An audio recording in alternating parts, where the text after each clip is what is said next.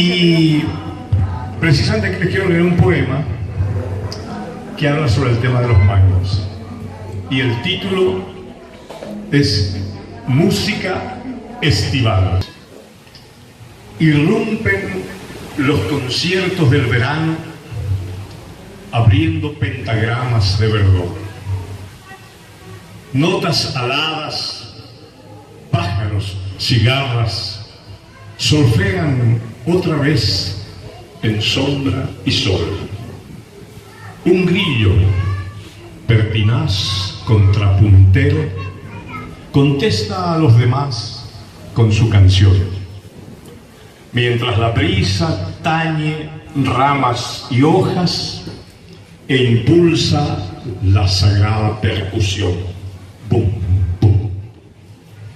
Percusión de tamboreros mangos que se arrojan al suelo con artística evasión. Es la batuta, dicen, invisible, que algunos atribuyen a algún dios.